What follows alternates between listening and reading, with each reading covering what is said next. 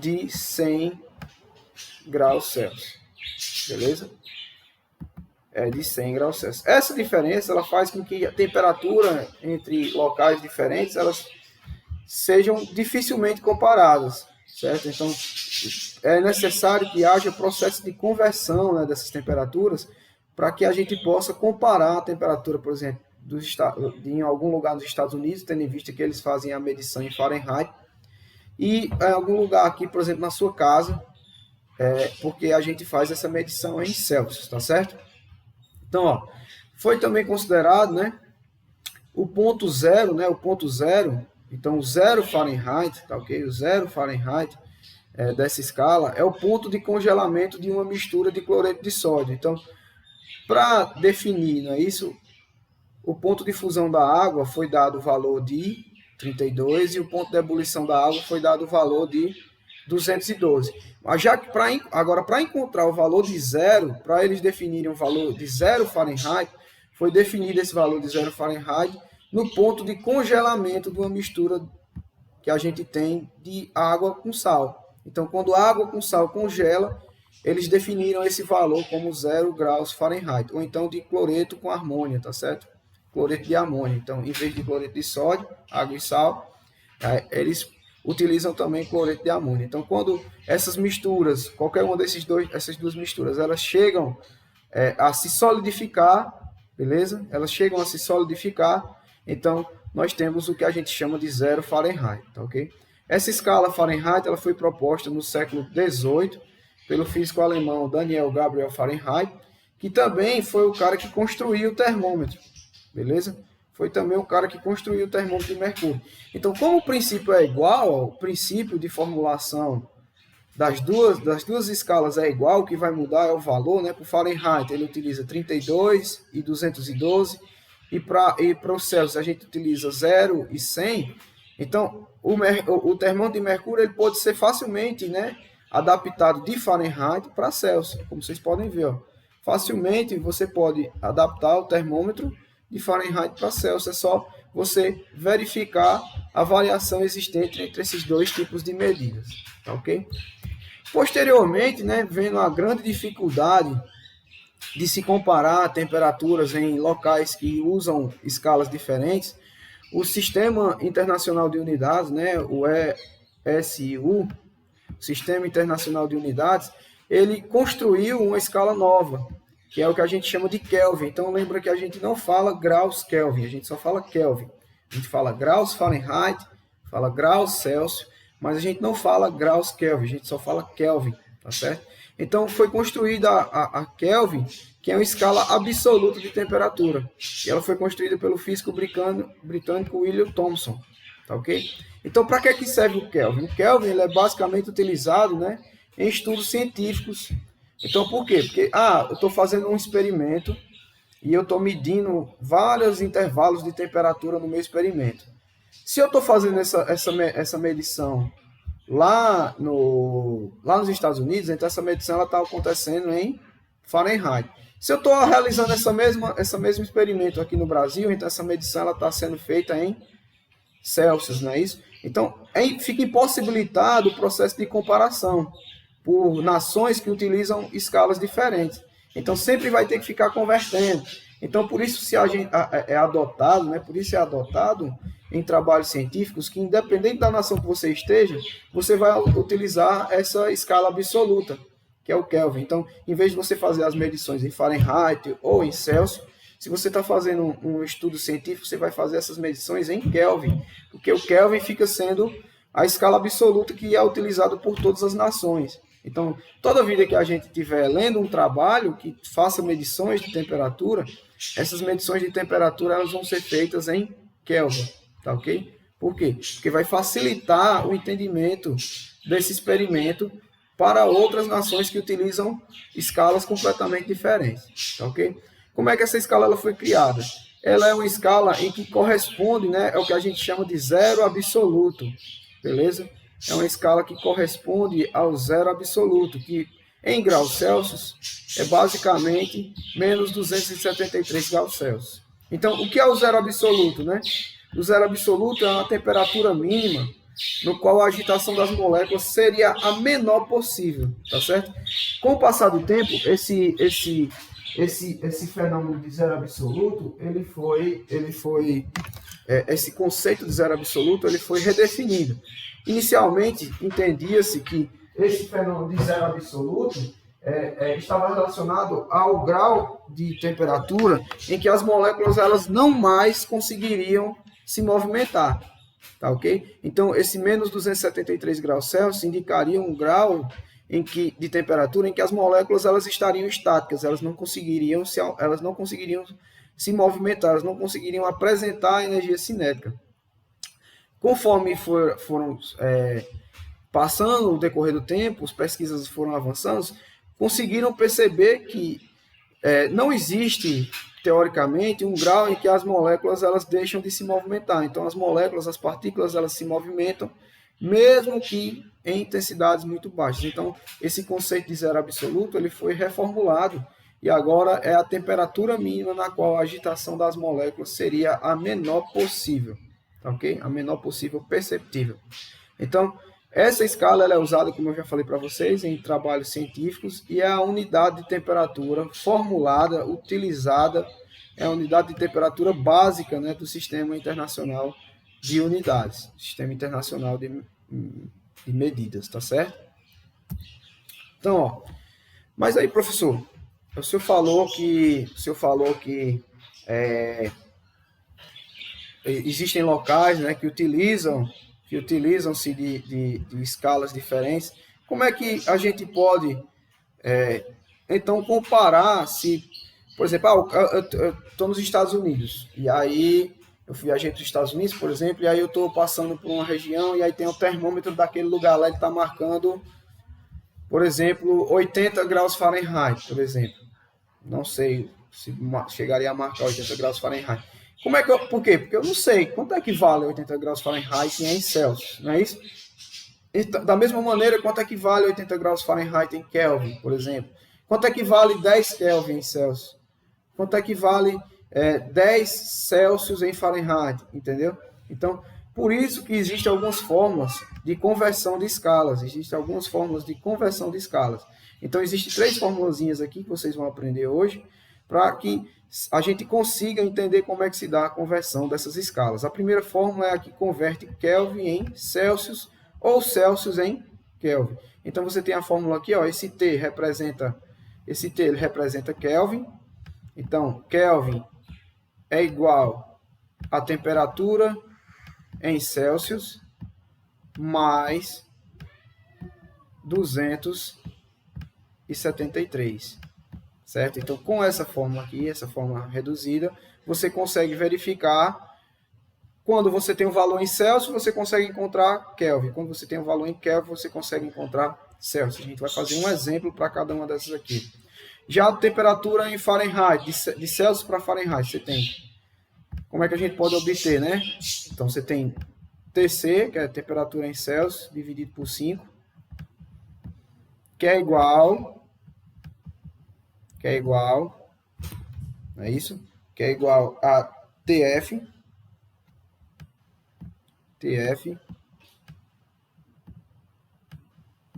menos 32 dividido por 9. Tudo dividido por 9. Tá ok? E por último, nós temos uma fórmula que a gente utiliza para converter Fahrenheit em Kelvin, Kelvin em Fahrenheit. Então, nós temos Kelvin menos 273, tudo isso dividido por 5. Vixe, Maria, que 5 desproporcional. Tudo isso dividido por 5 igual a TF, temperatura em Fahrenheit, menos 32, tudo isso dividido por 9. Então, aqui nós temos as 3 fórmulas principais de conversão. Agora, sabendo essa fórmula, né, professor? Se algum dia eu fizer uma viagem para algum outro local que faça uma medição de temperatura diferente de Celsius, a gente vai conseguir converter, vai.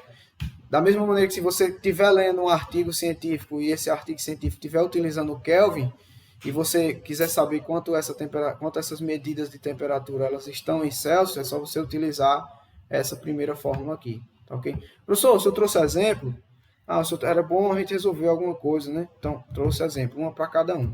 Então, vamos aqui, ó.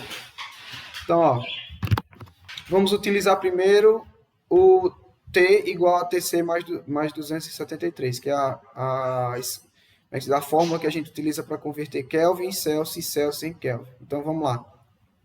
Converta os seguintes valores. Eu quero que você converta 400 Kelvin em graus Celsius. Então, aqui, ó, o T é quem? O T é 400, né? Porque T é o Kelvin, então é 400, não é isso? Igual a TC, que é quem você quer encontrar, não é isso? Igual a TC, que é quem você quer encontrar, mais 273. Então, se a gente vamos só inverter as posições dos membros, então a gente vai ter o quê, ó? TC mais 273 é igual a 400, não é isso? É igual a 400. Então, esse 273, ele está no primeiro membro somando, ele vai passar para o segundo membro subtraindo. Então, você vai ter TC igual a 400 menos 273, que vai dar um valor aqui, deixa eu ver, 400 menos 273 vai dar um valor de 127 o que, pessoal? O que a gente está convertendo? Vai dar um valor de 127 graus Celsius. Então, quando a gente tem um valor de 400 Kelvin, a temperatura em graus Celsius ela corresponde a 127. Ah, professor, vamos resolver a letra B, então. Aqui já é o contrário, é a conversão de Celsius em Kelvin. Então, você repete o Kelvin, T é igual, não é isso? A 30 mais 273. 30 em Celsius, então a 30 mais 273. Que a gente vai ter um valor de 303. Então, ó, T é igual a, não é isso? T é igual a 303. 303, o que, professor? Graus? Não. Kelvin, porque Kelvin não é definido como graus. Tá certo? Então, quando eu tenho 30 graus Celsius, a temperatura em Kelvin é 303. Tá ok? Vamos para as próximas escalas. Então, aqui, ó, vamos utilizar a escala de Celsius para Fahrenheit. Primeira letra A, converter 38 graus Celsius em Fahrenheit. Então, vamos aqui, ó. TC, então é 38 sobre 5 é igual, não é isso? É igual a TF menos 32. Menos 32. Tudo isso sobre 9. O que é que a gente faz aqui? Meus pelos extremos, não é isso? 38 vezes 9 vai dar quanto? 38 vezes 9 vai dar um valor de 342. Vamos deixar ele no segundo membro. Tá ok? E aí, como é que a gente faz aqui, professor? 5 vezes TF vezes menos 32. Coloca 5 vezes, não é isso? Abre parênteses. TF menos 32. Tá Tá ok? Como é que a gente vai fazer? Multiplica tudo que está dentro. Então, 5TF, 5TF.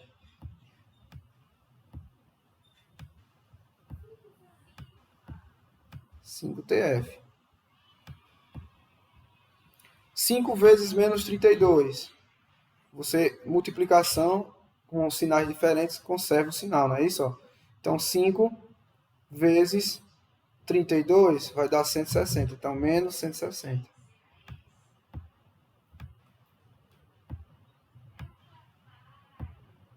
160. E aí, igual a 342. Beleza? Então, o que é que vai acontecer? Esse aqui está diminuindo no membro, ele vai passar somando. Então, 5TF é igual a 342 mais 160 não está diminuindo, ele vai passar somando mais 160. Então, quanto é que a gente vai ter aqui? Ó? 160 mais 342, vamos ter um valor de 502. 502. Esse 5 aqui não está multiplicando o TF, ele vai passar como? Ele vai passar dividindo. Então, TF, não é isso? TF é igual a 502, não é isso? Dividido por 5, que vai dar igual a 100,4. Então, aqui, pessoal, 38 graus Celsius equivale a 100,4 o quê? Graus Fahrenheit. Tá certo? Essa letra B aqui, vocês ficam para resolver em casa. E aí a gente corrige na próxima aula. Essa letra B aqui vocês vão fazer em casa. Vocês vão transformar 250 Fahrenheit em graus Celsius. Tá ok? Vamos para o próximo exemplo. Agora a gente vai tentar converter Kelvin em Fahrenheit. Vamos pegar esse primeiro exemplo aqui, 79, e o segundo exemplo vocês fazem em casa. Então aqui, ó. Então, 79 Kelvin, então aqui você tem 79 menos 273 dividido por 5, que é igual, não é isso? Eu vou botar um F aqui no lugar de TF, tá bom? Para ficar mais fácil, porque com o mouse fica muito ruim. Que é igual a TF menos 32, tudo sobre o quê? Tudo sobre 9, não é isso? Então, o que é que a gente faz? Meus pelos extremos. Ah, professor, primeiro não dá para fazer isso aqui, não? 273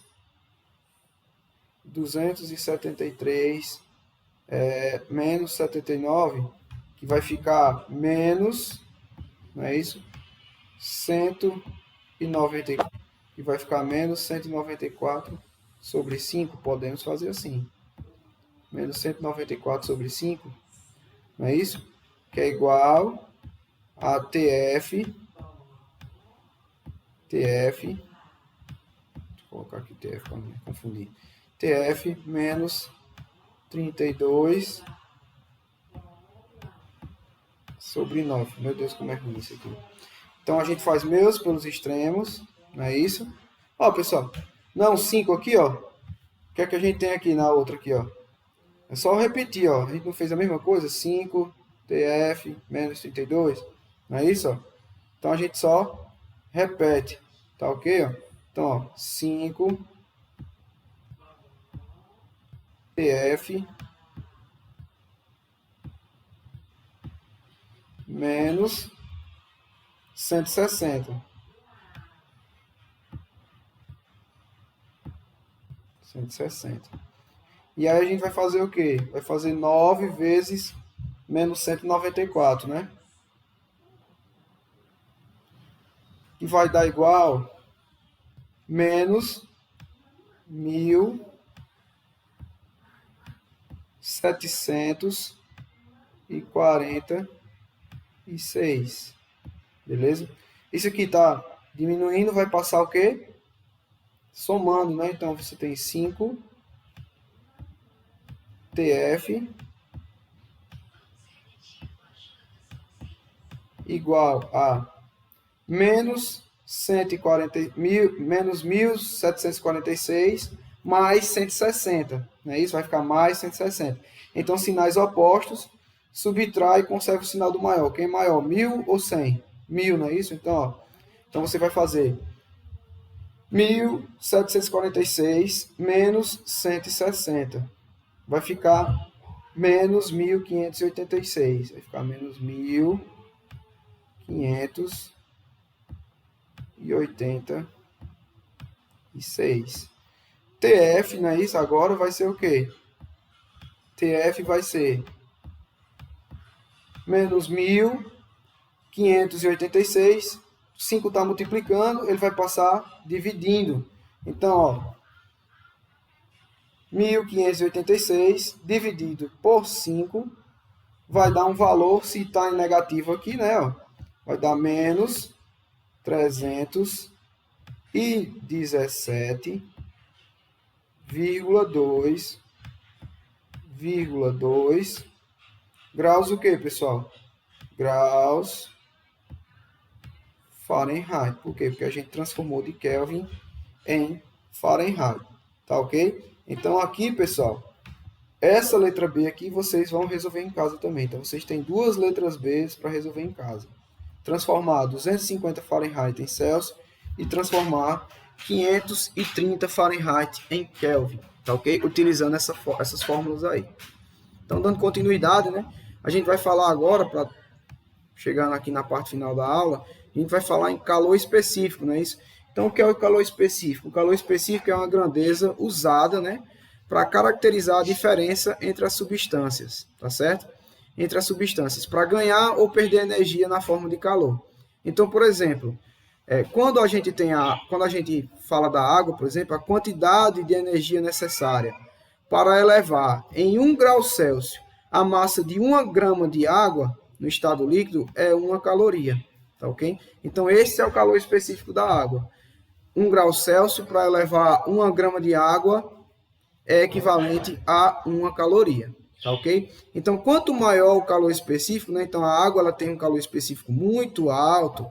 Então, quanto maior o calor específico, mais energia ela necessita receber para transformar, para que a sua massa ela aumente de temperatura. Então, é por isso que quando a gente está num dia escaldante, a água ainda está fria, numa piscina, no mar, no açude. Por quê? Porque a água ela necessita de uma quantidade muito maior de energia para que a sua temperatura ela suba. Ao contrário da terra, por exemplo, você vai numa praia, você pisa meio-dia na praia, você não aguenta pisar na areia se você estiver sem chinelo. Por quê? Porque o calor específico da areia é muito mais baixo do que o da água. Entendeu? Então, para a água, você necessita de uma quantidade de energia muito maior. Você necessita de uma quantidade de energia muito maior de água, tá certo? Ou você necessita de uma quantidade de energia muito maior de energia para transformar, né, a temperatura da água, para que essa temperatura da água ela suba. Então, por isso que, por exemplo, quando é de noite, a areia já vai estar fria e a água vai estar morninha, porque ela demorou muito tempo absorvendo energia para elevar a sua temperatura, tá certo? Então, como é que a gente calcula, né, o calor específico? A gente calcula, né, a quantidade de calor absorvida ou cedida por um corpo quando a sua temperatura varia. Então, a gente vai calcular esse calor específico quando a temperatura está variando. E aí a gente tem essa fórmula aqui, ó, que é o Q é igual a M vezes C vezes T2 menos T1. T2 menos T1, na realidade, T2 menos T1, ele é a variação da temperatura. T2 menos T1 é a variação da temperatura. O M é a massa do corpo. O M é a massa do corpo. Esse C aqui é o valor do calor específico. Então, cada matéria ela vai ter um valor de calor específico. Então, o calor específico da água é um, o calor específico da areia é outro, o calor específico da madeira é outro, tá certo? O T2 e o T1 é a variação de temperatura, temperatura final menos temperatura inicial, não é isso? E o Q é a quantidade de calor, o Q é a quantidade de calor, beleza? Então, vamos lá. Então, aqui eu trouxe um exemplo, mas esse exemplo aqui já está resolvido, né? Então, como é que se dá o cálculo, né, do calor específico? O calor específico ele é calculado, como eu já havia dito para vocês, em Q, que é a quantidade de calor, não é isso? Quantidade de calor, vezes a massa, vezes o calor específico daquele objeto, vezes a variação da temperatura, que é a temperatura final menos a temperatura inicial. Esse T2 aqui poderia ser TF, e esse T1 poderia ser T0, tá certo? Então, é T2 menos T1. Temperatura final menos a temperatura inicial.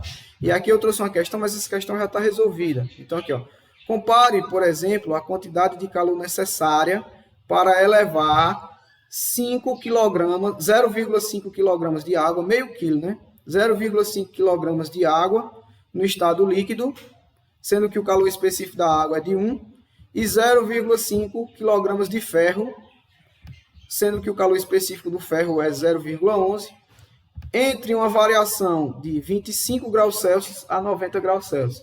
É importante a gente perceber aqui, pessoal, que o valor não é em quilogramas, é em gramas. Então, como é que a gente faz aqui? Em vez de colocar meio quilo, a gente bota 500 gramas, entendeu? Então, Q, no caso da água, Q é igual a 500 gramas de água, certo? Porque a gente pode pesar a água, pessoal. Vezes o calor específico da água, que é 1, vezes a diferença de temperatura, que é 90 menos 25. Quem é a temperatura final? 90. Quem é a temperatura inicial? 25. Isso vai dar o quê? Vai dar um valor de 32.500 calorias. Então, a água ela necessita de 32.500 calorias para aumentar a temperatura de 500 gramas de água em uma variação de temperatura de 25 a 90. Já o ferro, então aqui nós temos que é igual a 500 gramas de ferro vezes 0,11, que é o valor do calor específico do ferro, vezes a variação da temperatura, que é a mesma que a questão está dando, né?